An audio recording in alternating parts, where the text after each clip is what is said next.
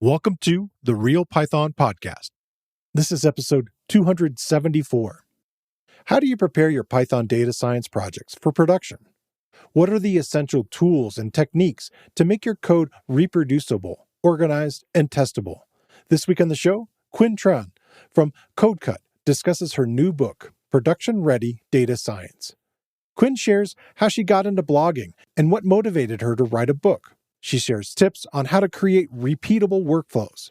And we delve into modern Python tools that'll help you bring your projects to production.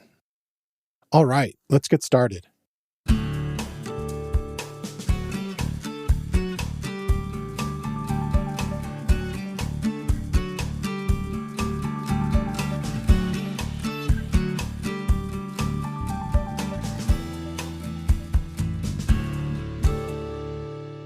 The Real Python Podcast is a weekly conversation about using Python in the real world. My name is Christopher Bailey, your host. Each week, we feature interviews with experts in the community and discussions about the topics, articles, and courses found at realpython.com. After the podcast, join us and learn real-world Python skills with a community of experts at realpython.com. Khuyen, welcome to the show. Hi, Christopher. Thank you for having me here. Yeah, I was excited when your team reached out to have you come on the show. I just featured one of your articles on our other type of show called PyCoders, the top 6 Python libraries for visualizations. I really like how you put that together. Thank you so much. Yeah, you do a good job of providing not just a set of features in comparison, but like a way for people to get an idea of how it might fit into the different ways that they work, because there are so many different approaches to data science. Yeah. When I write articles, I imagine my audience are data scientists who are, very busy to read an article, and they want just to scan the articles, have an idea of what the tool does and what are the use cases. So every article, I try to keep that in mind. Yeah. I really appreciate it. I think your audience probably appreciates it too. So how long have you been blogging and doing the website now?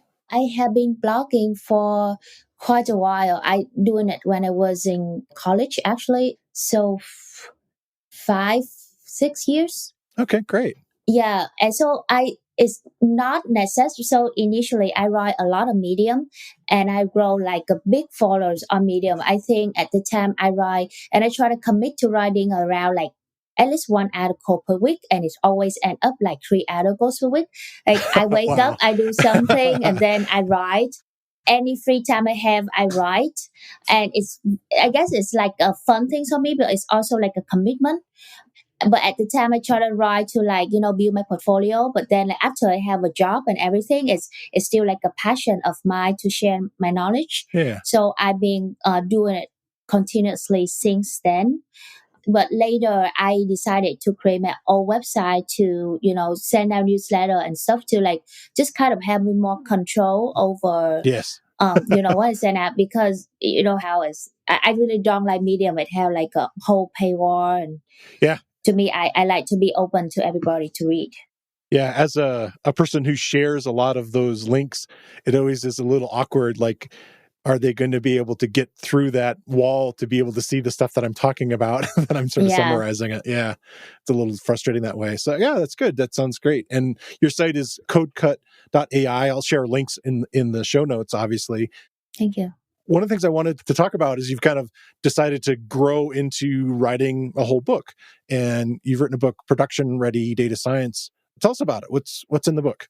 Yeah, so it's a kind of like a handbook for data scientists who want to learn how to turn in their prototyping into code that is ready for production.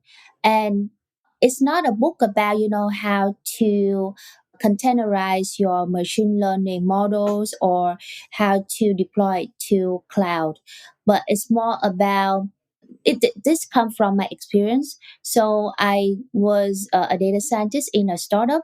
So it was a very small data science team. So my responsibility, I do a lot end to end, creating model, analyze the data, and then also give it to machine learning engineer, right? Yeah. And I saw the pen of machine learning engineer. So my manager, he's a very good data scientist, but he's not very good at coding. So a lot of time the machine learning engineer need to like rewrite a lot of his code. So I want to like, how do I write the code in a way that when I give it to him, he can immediately like just minimal edit and then use it for production. That's one thing. Another thing I found is it's a pain for me to write a lot of code in a notebook and then later try to understand what I wrote. Sure. And also, if I run my notebook in different orders, then it will show different output. So it's very messy. At the same time, it's not reusable. It is really hard for me to reuse it for a different project that use similar pieces of code. Like, how do I extract it out so that I can reuse different components? And another thing that go with it is, unit testing, right? How do I make sure that this code works for different circumstances? So the book is about kind of good Python practices, you can say, for data scientists, including writing Python variables, Python classes, Python functions. Like, when should you even use Python classes? Because sometimes, you don't know. It's not really necessary for data science project. Also, unit testing, also like hard coding, right? Like a lot of time, like in Python projects, in a data science project, you see a lot of global variables being used, hard-coded variables, and I offer the alternative, which is using a configuration. So you have a configuration file where you put all of the values, so you can very easily change it, right? But at the same time, you have all your code logic in a different place, so that it look very clean, and also you can unit test independent of the hard-coded values. Yeah. That's huge. There's so many topics inside there that we could dive deep into. Yeah. Maybe I start in reverse. I feel that's a common thing with notebooks generally, is they aren't very reusable in kind of a strange way. I've reported multiple times on the show about this Jupyter notebook study that JetBrains did, where they worked with another team to look at hundreds of notebooks out there and try to run them from top to bottom, and they just wouldn't run. Yeah. And it's just That's funny. Yeah, it's just so weird. It's just like the idea is you are using it almost like not necessarily a student, but just as a notebook, as a researcher, and somebody taking your notebook and say they stole it from you and ran off, and they're going through your written notebook, would they be able to put together your experiment anyway? And it feels that way, Yeah. And so I definitely want to dive into that. I like the importing idea. That's something that I've seen happening more often, where are you doing that from another notebook file or from a standard package like Python file? Yeah, I like that idea. I think, there's not like a right or wrong way, right? Sure. The thing that Notebook does very well is that it is interactive and you can see the output, Yes, as well as you can turn it into like a nice report, right? With all the graph. That cannot be done very easily with Python script. So I think it's not about like ditching the notebook, but like know when to use it for. Yeah. I do think that it's very, like, for example, you can start with a notebook, but then like if you start seeing like yourself using like creating Python classes and use it for different cells, maybe it's time for you to move it to like a Python script and just import it in, and it look very clean, right? Imagine you do like, I don't know, processing, I don't know, like some sort of processing function that you keep finding yourself reuse, then I feel like it's very clean just to import it and use it, as long as you keep the Python function name readable as well. Yeah. I agree that the modularizing of your code is something that's, I think, this computer science-y kind of education part that is sort of stressed early, of compartmentalizing your code and breaking it down and making it reproducible, but also reusable. And so, yeah, I agree with that. I think that's really fantastic. And then, like you said, it leads to testing. One thing that I feel like you're doing it throughout the book that sounds really interesting is almost building what I'm getting back into creating a bunch of music. I kind of dropped out for a while. That's why I have all the guitars and stuff behind me, because I Looks amazing. wanted to always inspire myself whenever I would look at the camera and go, I should be playing guitar now. But I use a lot of software, and sometimes it's painful to start with all the technology that's available now.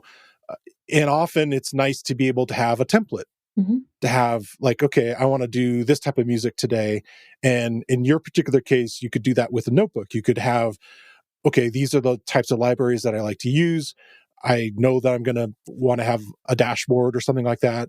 Is that something similar to what you're talking about? Like being able to create a reusable, if you will, partially filled out notebook page that you're kind of filling in the blanks on to get projects started? That sounds interesting. I haven't tried that before, using a notebook as a template. Okay. But can you tell me more about it, actually, like about the idea? I think what you could do is have, maybe with this new addition of lazy imports, we could look at it too, where, you're not necessarily going to import them until you start using them. Again, this is a Python 3.14 further thing. Yeah. You could, depending on the type of project, have a certain, not only the libraries that you might use, but you could have some initial code that sets up like the dashboard the way that you like to usually use it. Maybe there's styling that you have that has been templated. That's something that I always liked about Matplotlib, because it is kind of painful to get Matplotlib to look attractive. Yeah. And the tools are there, but you just need to know about them and be able to bring them in. I don't know. I'm just sort of bouncing it off of you, I guess. I didn't know if that was kind of some of the ideas that might be part of the book. Yeah, that is interesting. I did talk about a template, but so I created a template for the book, but it's not necessary on notebook, focus on notebook, but it's more about the entire project structure. Okay. So because in my opinion, there's different ways for you to structure a data science project. Yes. But there should be a standard, meaning that the source code often put in the SRC folder. The notebooks should probably put in like notebooks folder. The test should put in the test folder with like, similar like test. Yeah. Processing function, and in the source you will have processing function, and there will be a configs folder with all the config files. And also another thing, I guess it's similar to what you said about some of the stuff, if you keep reusing it, and it would be nice if you spin it up and then like you have all of it in one place.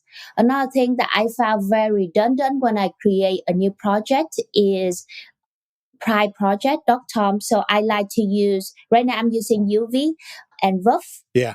Right. And I like to configure it in, and for people who know where UV is kind of alternative to Poetry and Pip, and rough is a Python formatter. Yeah, linter, formatter, all in one kind of toy. All in one toy. Yeah, and I like to like ignore some rules. So like you can set some ignoring rules, and like, like how many lines, how many words in a line. So those things I like to keep it like, because that's not my preference. But every time copy and paste that, and among everything else, including the structure, is quite a bit of work. So I created a template that you can just say cookie cutter, and then the name of the... Yeah, that's what I was going to ask, if you're using that tool. Yeah, and then boom, you have everything. And it's going to ask you some initial question like, okay, which Python version are you using? What's your name? Just for the project, if you decide to package in the package, like some basic stuff, and then it customize, and you have something to start off with instead of like just an empty project. Yeah, cookie cutter is, I feel like it comes from the web development community, and the idea of building sites. They usually reuse a lot of elements, and doing things like you talked about, of building a directory structure and having it be consistent. UV does that too, to a point, which is also nice. Building the initial TOML file and a lot of these reproducible things. So it's nice to see the tooling kind of levels up and becoming more standardized. Definitely in the 5 years that I've been working more and more, or even doing the show, I've liked how this has moved forward and become more standardized. But the trick is just finding the best navigational path, because often it's a problem of there's so much overhead to just begin doing work. Yeah, and there shouldn't be. And so, yeah, anything to help people start that. Yeah. Yeah. Well, maybe we could talk about that a little bit. You mentioned in there a few things about reproducibility, Mm-hmm. and you are saying that a lot of the data scientists that you were working with, some of the team leads, you would try to share, I guess, within the team, say a project that's, living in a notebook. What were some of the struggles of that other person trying to reproduce it? What was standing in their way? I guess it's more of the struggle is both. So I think what I mentioned earlier was more of a struggle between giving the notebook to a machine learning engineer. Okay. I guess it's a reproducible was a problem. Like if a data scientist give me a notebook, and like oftentimes there are problems when it comes to dependencies management, and it's different problem can go with notebook, but I guess like and that I don't think is specific to notebook, but I would just say like dependencies in general. Like oftentimes data scientists also like to use conduct, and Yes. I'm not a fan of conduct really, but I would install. So data scientists, let's say they was using a Microsoft, right? Another person using a Windows. Sorry, Windows. I'm using a Mac. Sure. So Okay. I try to conduct install from a dependency management file. Then what happened is, yeah, I installed successfully, but like there would be like some packages, like some system packages that require some installation differently on Mac, I think. And then like I couldn't run it. So it's a lot of troubleshooting that comes with dependencies. And so that's okay because it raised an error. But what I think is more dangerous is a silent error, like when it doesn't raise an error, but because of Yeah. the dependencies differences, then like it will produces different output. Let's say I'm trying to think of example. For example, pandas. I will just throw it out there, but let's say in the older version, it doesn't require you to. Let's say the default of the old pandas data frame for a specific value is A, and then in the new version is B. So because you don't specify that default value, so when you go to a new dependencies, it show like a different output, but it's not necessary. So you don't know because it doesn't throw any error, but then like you see a performance degrade and you don't know why. Yeah. So that would be like one of the thing I think is a problem. Yeah. Yeah. UV is the tool that you're using of choice now. Mm-hmm. I didn't think about the barrier of moving across the different sort of computer platform. Like if you're, again, on Mac and Linux, your environments are a little more similar. A lot of the packaging of the tools that we use, especially across Python, are similar, but I could see how the Conda stuff could be a little different in that sense. Is that kind of where that was breaking down? Like there's like a Windows version of the way it was sort of prepared in Conda. Has UV solved that for you? I think so. Yeah, I think it has been solved very reliably because I say I think so because for all of the projects I've been working on, it's good, but didn't go back to my previous project and try to use it for that. Right. But I really like UV because of the fact that it have two files. One is a log files that that log the dependencies, Right. which is like if you wanted to reproduce the exact dependencies, you can do it. But at the same time, it had the PyProject.tom with more flexible dependencies. So yeah, that's why I really enjoy UV. It's also very fast. Yeah. Yeah. The lock files would solve that, say, potentially pandas issue you were mentioning before. Yeah. Yeah. Now you're going to get the exact version there, which is good. Yeah. And also, I would say now the problem, and I wrote it in the book, but like with PEEP, right? Like compare UV with pip, for example. A lot of time, when you run pip install something, and then like there's a dependency issue, but it's installed anyway. The dependency conflict, that is not like something to be ignored. And if that like there could be like potential downstream issues that come with like different that you don't match the dependencies that the package require. Yeah. But with UV, like if that happens, it's gonna stop you, right? So you can try to find a way to match the dependencies of the packages that use together. You feel like it presents you with information that you can kind of work off of What with? Yeah. compared to pip. Yes. In that sense. Okay. Yeah. Yeah. One of the things you mentioned, again, kind of going back to the data frame area, is that you're using polars outside of pandas. What are some of the reasons that you've decided to do it? I know one of the ones right away is that it's much faster, but are there other advantages you've seen with switching to polars? Yeah, I also like the syntax. Like I feel it's more expressive compared to you can do a lot of chain Yes. with polars. I like the syntax. It's very expressive. Like you can say polar dog something something. It's similar to PySpark in my opinion. Okay. And another thing is lazy execution. I think it's very cool.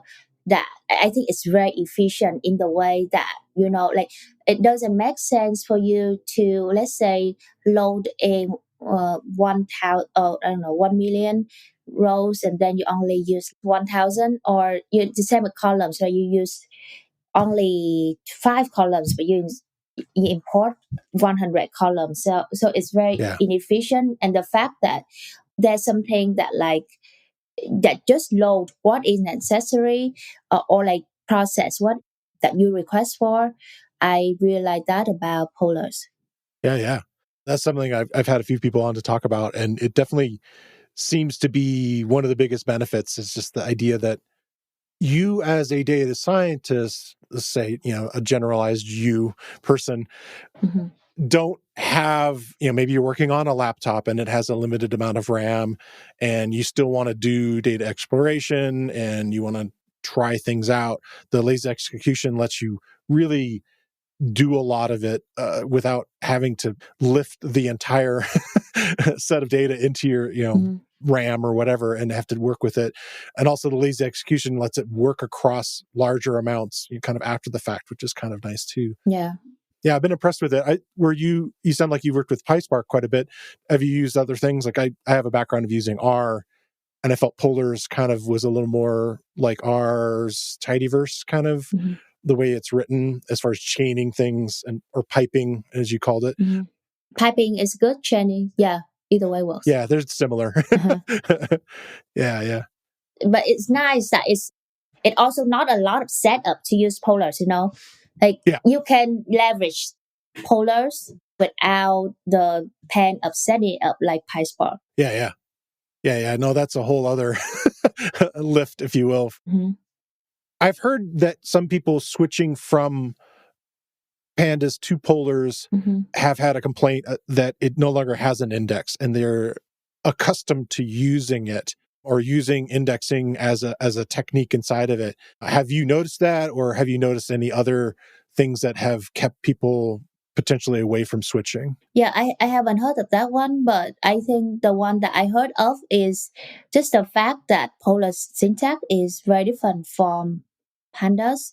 And for companies that having to learn the new syntax, learn new syntax, and also like they need to do a lot of migration into like let's say they have a large code base, then they need to rewrite quite a bit of them in order to use polars. And so I think the complaint was just to like the migration and the syntax learning curve. Yeah, makes sense. Yeah, and also you need to onboard your teammates, right?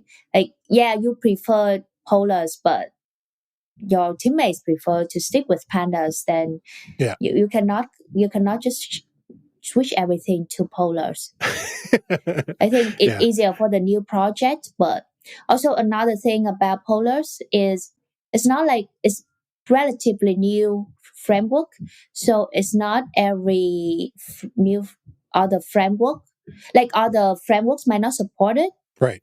So you want to find something that support it. I do think that there's a lot of movement towards like supporting polars, and it's getting very easy now. If you have a Python library that support pandas, it becomes very easy now to also support polars.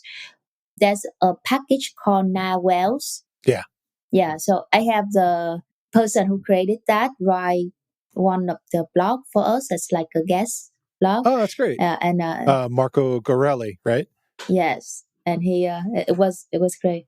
Yeah, he's great. He came on the show, I don't know, year and a half ago. It's been a while, but yeah, he's still pounding away at that project, and it's great to see that somebody working on he's very passionate about interoperability, not only of the data frame libraries, but all the other pieces of data science that kind of go with it. The things that I'm excited about, of like doing data visualizations or doing other kinds of ways of manipulating data inside there. So it's nice to see that work continuing. That's cool. I'll have to check out the article that he wrote with you.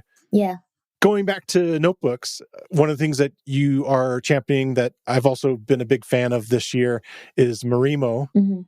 I guess how is that going, and what are some of the advantages that you see of people switching from Jupyter to using Marimo notebooks? Yeah, so I guess like Marimo, when I saw it, when I was writing the book, Marimo, like when I started writing the book, Marimo hasn't come out yet. But I kind of left the chapter of Jupyter notebooks at the end because this is the thing. Like, I am not a big fan of Jupyter notebooks, but I know that a lot of my readers are using Jupyter notebooks. Yeah. So the solution shouldn't be like, hey, don't use notebook, right? I want to find a common ground. And some of the issues I identify with the notebooks are the fact that if you run it differently in different orders, then it can, and it's so common, right? And it can produce different outputs. That's one thing. Yeah. And like you can do trick of that. Like you can try to, I don't know, like every time you run all cells, right? Then, but it's like a lot of work, take a lot of time, a lot of computation. Yes. And also other things I don't remember. But Marimo is solved that exact problems, right? And also another thing, Jupyter Notebook is a JSON based, and it's like Marimo, it allows you to write it as a notebook, but then at the same time it's a .py file. Like that is amazing. It's like you have the best of both worlds, the interactivity, and you have a Python script. And if it is a Python script under the hood, then you can do whatever you want with it. Just like a Python script, you can do unit testing very easily. You can just import it, the functions or whatever from that notebook, right? Like the .py notebook. Yeah, exactly. Good practice. Also, like another thing I really like Marimo, like if you change, like in notebook, if you change something in one cell, you need to remember like which one depend on that one, so that of course you can run everything, but you probably don't want to run everything if your notebook is very heavy. So you run the dependent cells, and to do it manually, it's very difficult. Right. To remember that. But with Marimo, it automatically run the dependent cells. I also like the fact that it's like keep track of which variable, like the dependencies between cells. And another thing is it integrated very well with UV, right? So like if you have UV and you have Marimo, it's like very nice. Yeah. Because one problem with notebook is you would like pip install something, right? I see people do that like in the notebook, like pip install something. Yeah, and they might even do it like deeper into the notebook, like in cell 25 or something like that, And they don't really specify the version of the package, right? Or like there's no, what I try to say is that, like let's say you pip install pandas, and then later, I don't know, 1 year later, maybe you run that again with pip install pandas, but it will be a different pandas version, right? If it's installed from scratch. So there's a dependencies issues there with the notebook. But with Marimo, what happened is you don't even do pip install. So let's say you import something like let's say you import plotly, right? And then it will like detect it and you say, oh, hey, you're missing plotly dependencies. Like you want to install it. And then when you install it, it is trapped. So Okay. what happens is the next time it trapped in like the top of the notebook, which is a .py file.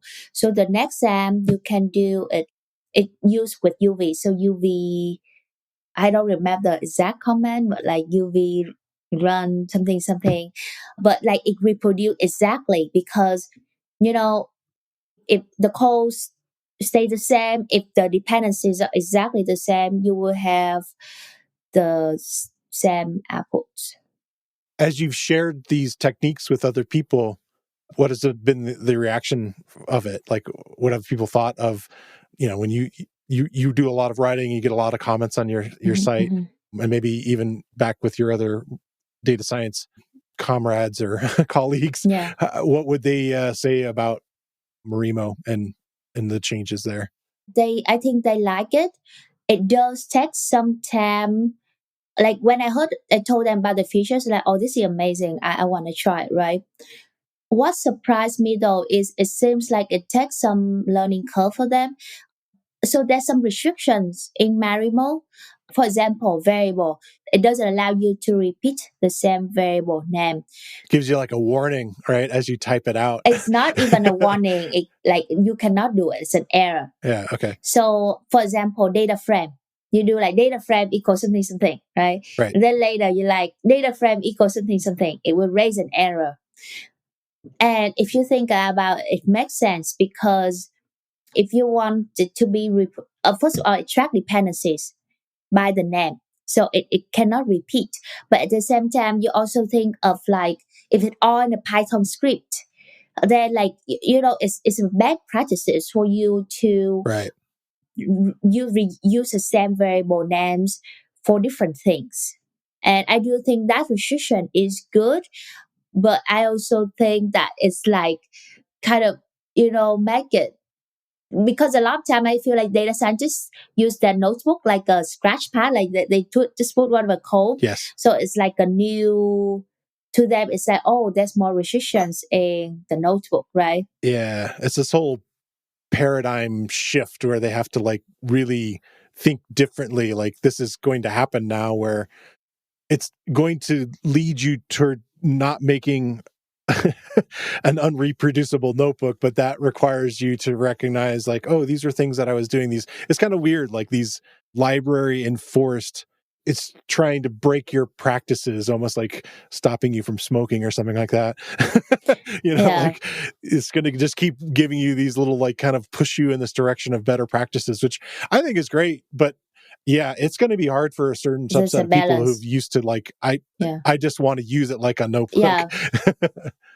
That's why I don't think Marimo is a replacement of Jupyter Notebook. I think if you want, like, Jupyter Notebook is still good for prototyping, and if you just like want to throw away afterwards, right? And it's like, because a lot of time, right, like you create like a quick notebook for like some proof of concept, and you don't really ever touch it again, and that's fine. But if you think about using notebook for production, yes, then there needs to be some restrictions on how you code.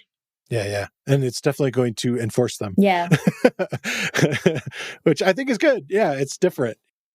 If you were back in that position you had before and you were working with your ML engineer and you provided them with Marimo notebooks, you think they'd be happy with that as far as the reproducibility? Yes. I still think that Marimo is a tool. Yeah. And it still require you, like, it's not like it will automatically make it reproducible if people use a Marimo notebook. Right. I think it helps you a lot, but at the same time it still require like good practices, like writing code that is clean and readable. Oh yeah, definitely. It's time to shine a spotlight on another Real Python video course, and it touches on one of the tools we discussed this week. The course is titled Python Project Management with UV. It's based on a Real Python tutorial by Leodanas Pozo Ramos. And the video course is presented by Rodrigo Hirao Serrao. And in the course, you'll learn how to use UV as a Python package and project manager, how it integrates multiple functions into one tool. You'll practice using UV for fast dependency installation. You'll also learn how UV automatically handles virtual environments, creating and managing them as needed to ensure clean, isolated project dependencies. It also can manage which version of Python your project's using.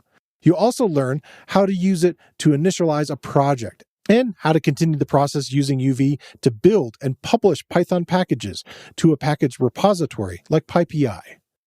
Like most of the video courses on Real Python, the course is broken into easily consumable sections, and where needed, you get code examples for the techniques shown. All lessons have a transcript, including closed captions. Check out the video course. You can find a link in the show notes, or you can also find it using the search tool on realpython.com.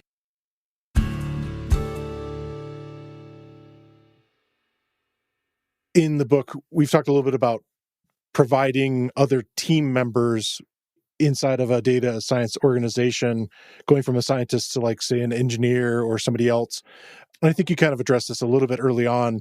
You use the word shipping, and to me, that can mean a lot of different things. I guess, what are the different ways? Who is the consumer or user you're referring to there? Maybe in the case of your book, like, who are we shipping to? Can you give me the entire sentence? You mentioned like shipping an ML pipeline. Change ML pipeline. Okay.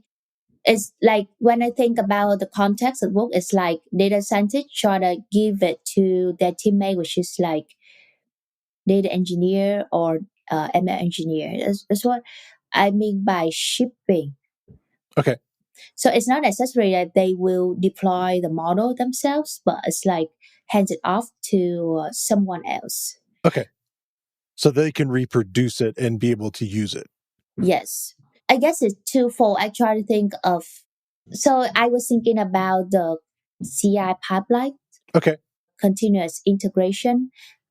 So something that like a scenario is, let's say there's already a machine learning model in production, and you as a data scientist, you have created a model with better performance. Then how do you put it into production? Let's say for the simplicity's sake, the model in production is in the main branch, right? Like all the code and all the versioning. Like let's say your model lives somewhere else or your data lives somewhere else, but all the versioning are in the main branch of the GitHub. Okay. Repository. Then if you set it up so that if it's been merged into the main branch, then it will be into production. Then how do you have all the checks necessary before it is merged into the main branch? Okay. So the CI pipeline is one of the solution, right? So you, first of all, it's good practices that come with version control, right? Yes. You need to do it in like a different branch, and then you create a pull request. When you create a pull request, then if you set up a CI pipeline, which is continuous integration, then it can run automatic tests. So it can test to make sure, let's say it can run your unit tests, right? Making sure that they pass, creating a report, and also that will pull your data from other resources and check to make sure that the performance of the new one is better. So you can like set up some tests as a safeguard against merging your, because a lot of time like you test it locally, it might not, you know, like it's not reliable, right? You want to have like a automated test that like safeguard before it merges into production. I guess that's could be considered as shipping an ML pipeline. Yeah. That makes sense. So that's a big part of the book then, is you get into, I feel that isn't a practice as much at the data scientist levels of using GitHub. This is just anecdotal data from my own use around people.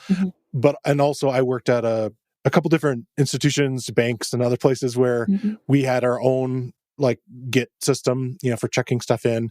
And of course, unless we built like a CI/CD kind of pipeline inside of our own organization, we didn't have the advantages of something like GitHub as a tool. Is that something that you're explaining or kind of teaching practices within the book? I teach Git specifically, but not really necessarily go into like, because the platform, it can be like GitHub or any other tracking version control system. But Git is what I'm focusing on. Okay. Also, I try to go more into like use cases, meaning that let's say, what do you do when you start a new repository, right? Or like a new project. What do you do when, let's say, you mess it up? You are doing something, you like experiment with something, and then you mess it up.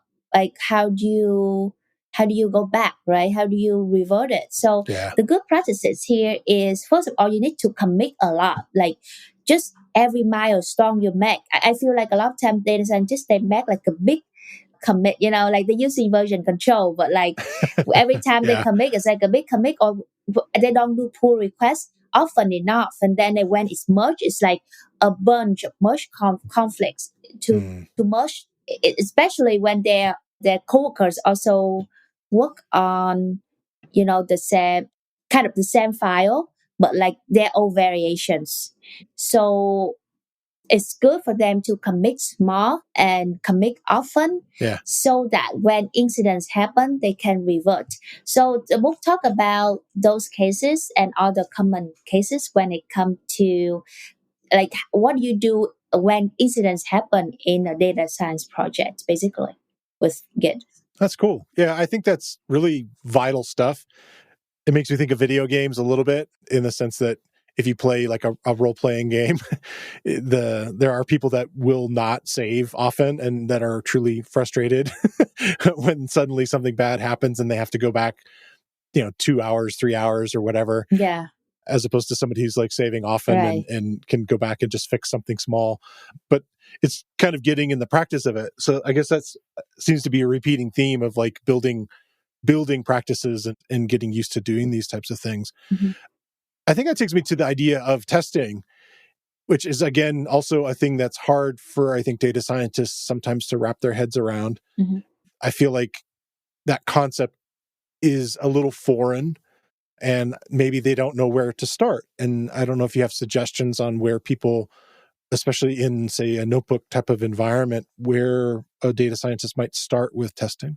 Yeah, definitely. So I think first you move some of the reusable code to a Python script, right? Yeah.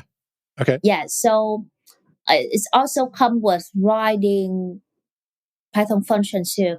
If you want to have an easier time writing tests, you want to write Python functions that are small, doing one thing, Okay. like have one single responsibility, and also ideally don't have global variables, because Okay. that means like external dependencies, because that means that you need to incorporate that into your unit test. And when it comes to unit tests, I do think that you can skip, like you don't really need to do unit tests for all of the functions, right? Unit tests should be to test the functionality of your function, to ensure that it works with a variety of cases. Okay.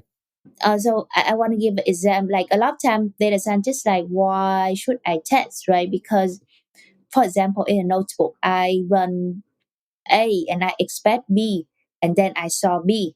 Like, that's good enough. Like, Right. why testing? Right. Test complete. I'm done. Yeah.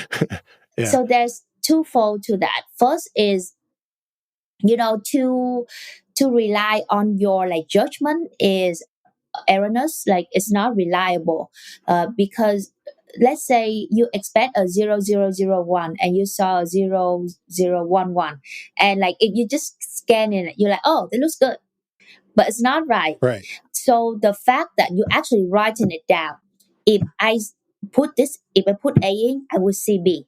And the fact that you write down, it make it like more reliable. That's one thing.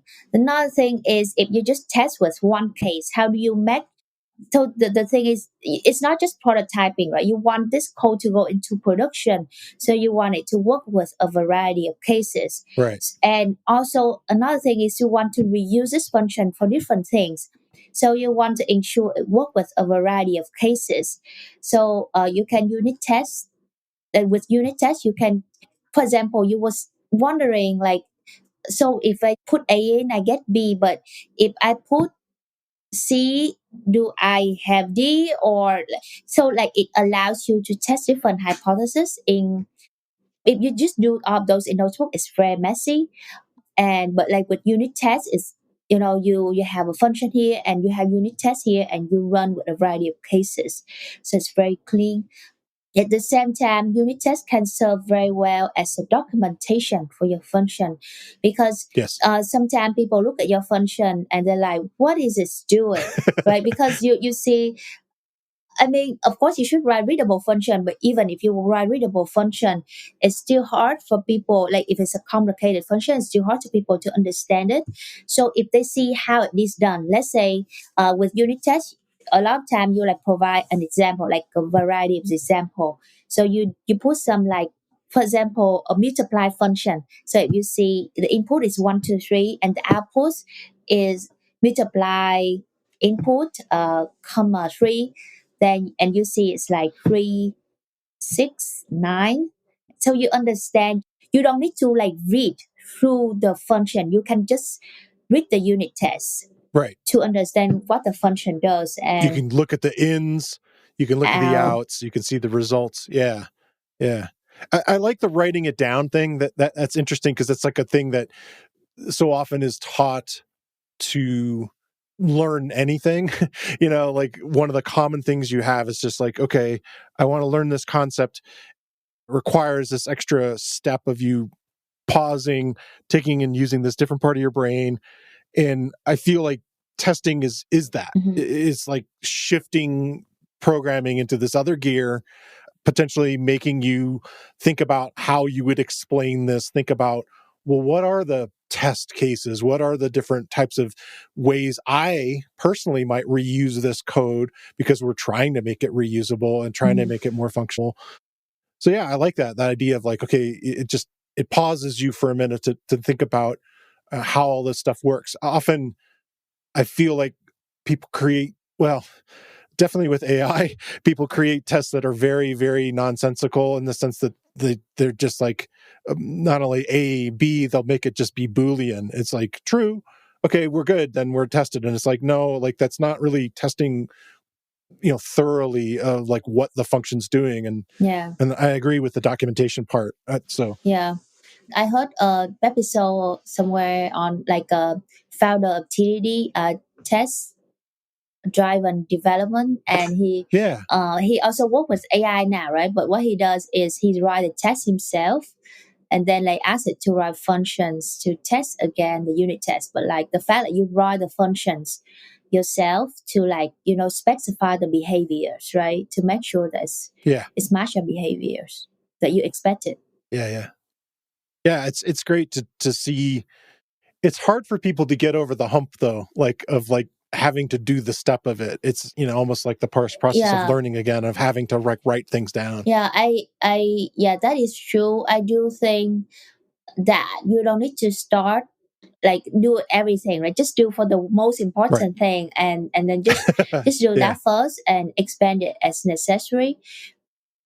It does, and I think to be able to, people wouldn't do things that they don't think necessary, so be able to understand the benefit of it too is like, for example, people just tell you, hey, you should do unit tests. You're like, why should I do it? You just get lazy, but if you know the benefit of it, you know what it's for, then maybe you can focus on creating the tests that actually matter. Yeah.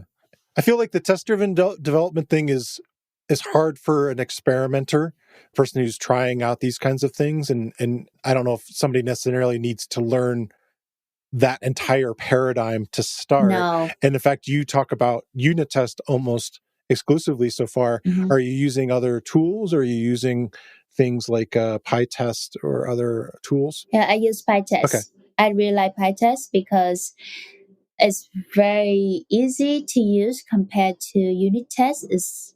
And I find that the test also more readable as well with PyTest. Yeah, yeah. You've mentioned a little bit about this sort of modularity of notebooks, potentially, keeping some of the functionality reusable. Are there other areas where you think that you should consider, separating parts of your code? Yeah, so I think values is another thing. So I'll give a scenario. Let's say you want to experiment, and I'm thinking about like maybe like a machine learning experiments, right? Okay. Or like just data processing functions. You want to try with different parameters. And if you are working with a Python script, this will apply to notebook too, but the ability to, so let's say you want to change something for the sake of experiments, you would need to like dive into the code to like see where it is at. And if you repeat that value multiple places, you need to change it in multiple places. And first of all, that is time consuming. That's discourage people from experiments. Another thing is you can make error because let's say you change here but you forgot to change there, then there will be some errors. Yeah. So what if you can just like extract those, put in a different files, and those files will only contain the information about the parameters, like which values you can use, which is Yeah. like a YAML file, right? And you can just go in and you can change. Yeah. Yeah. Then that's, to me, that's like very powerful. You can separate it. That will make it so much easier for people to change the values, and also it keep your code less messy. It's more readable, and also it's make your code more documented too. So instead of saying, I don't know, some processing function you multiply by 120, like people read your code and say, what is he or she or whoever, like why 120 here, right? Yeah. But if with the configuration you can say config dog processing dog some readable name, then like the Yeah. person Yeah. can like understand what it is about. So it's also like more readable as well. Right. I think it's interesting because you see that pattern across so many areas of computing, like the fact that you have a settings file for, almost every program you can think of, and it's stored in a similar way. And that might be, preferences about like how I'm left-handed, so I run things this way or whatever. To be able to migrate that into your code to see the advantage of how different users might use this, or you might put on a different hat that today we're going to use this code to do this other thing, by having a list of variables and not I don't have a computer science background, so I sometimes throw these terms out. I don't know if I always get them right, but I hear this term magic number Mhm. used, which is like to hard code of actual value into your code. And then you see this 120 somewhere in your code. And you're Yeah. like, what is What is that? that? And what does that equal? And as opposed to having it set aside in the configuration file where it's named as a variable, and then that variable's used across the rest of it. And you're importing all that stuff in. Mhm. And yeah, I think that's great. That's I think a really good practice. Yeah, and also with unit testing as well, like you don't need to depend on that variable, like you can switch, because like if it's not hard coded, it's not in the code, then you can like text with different values as well. Yeah. Yeah, totally. Like it kind of it opens up so many possibilities without necessarily breaking your code. One of the things that you mentioned also that I think is interesting that we didn't harp on too much, but when you do like a git commit, and you some people often will run the idea of a diff, like see the differences between things, and this ability to not change your code so much.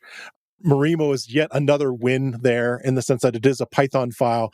When you change a Jupyter notebook, I don't know if you've seen this yourself, but the diffs are pretty crazy because it's all JSON and everything sort of shifts around and it's not very readable to see what has been changed.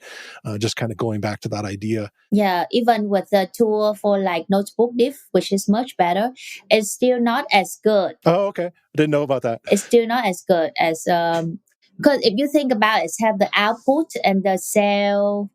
It's like so many things for you to compare. Like if the output is different, it say it's different, but it shouldn't be the case. It's what you compare is the code. You are versioning control the code, not the output, Yes. Yeah. Not the outputting and formatting or whatever. Yeah. Yeah. That's great. I like to ask everybody who comes on the show some questions. And the first one is, what are you excited about in the world of Python? I am excited about, I don't know, I feel like there's a lot of modern tools coming out, and I like to see more of like UV. I like what to see of more of rough. Yeah. I like to see more marimo, and I think there's a lot of movement towards modernize the tools that we are using, and the fact that they are also being open source. Yeah. My thing to add on top of that is that almost everything you mentioned there. God, I'm trying to think of the name of the company that does rough and UV. Astral. Yeah. Astral stuff is all Rust based, and so it's very fast. Oh yeah, Rust is very nice. Yeah. Yeah. What's something that you want to learn next? This doesn't have to be about programming. Could be, any creative pursuit you're interested in. I think I like to understand more of like applications of LLM in data science. I have been writing more pieces about that, but I kind of want to like dive deeper into it. Okay. In the future. Are there particular tools that interest you right now? LangChain, LangIndex, LangGraph is okay. What I have been writing about. I guess it's like a lot of things to dig into. Yeah. But yeah, I'm pretty excited about how easy it is to use them for different applications. Yeah, cool. Well, that leads me to the next question. Will people watch your experiments and follow along with it? What's the best way to follow your work? They can just go to CodeCut.ai. I also, another thing that I like to do is to send out newsletter 3 times per week, and each newsletter it have like a lot of like different code snippets. Okay. And that's my ways of teaching something. I try to extract because again, I assume my audience are very busy, so I want them to be able to consume as much as possible in the minimal amount of time. So they can go to my website, they can see my blogs, but they can also get code snippets that are like featuring different functionalities of different tools in one code snippet that can be consumed in 2 minutes. Nice. That sounds like a great way to, I don't know, there's so much stuff that comes in your email today. It's nice to have something that's a bit of a gift there. Yeah, cool. Are you doing anything on the social media front? Yes, I have LinkedIn and X/Twitter. I have around, I think, 115,000 followers on LinkedIn. So that's kind of like my effort. Yeah. I post it like basically every day except for the weekend. So people can follow me on LinkedIn as well, which they will find the link at the end of my website. I don't want to like give people too much, but they can just go to CodeCut.ai and they will find everything there. All right. Well, Khuyen, it's been really fantastic to talk to you. Yeah, thank you for having me. It's very fun. I want to thank Khuyen for coming on the show this week. And I want to thank you for listening to the Real Python podcast. Make sure that you click that follow button in your podcast player. And if you see a subscribe button somewhere, remember that the Real Python podcast is free. If you like the show, please leave us a review. You can find show notes with links to all the topics we spoke about inside your podcast player or at realpython.com/podcast. And while you're there, you can leave us a question or a topic idea. I've been your host, Christopher Bailey, and look forward to talking to you soon.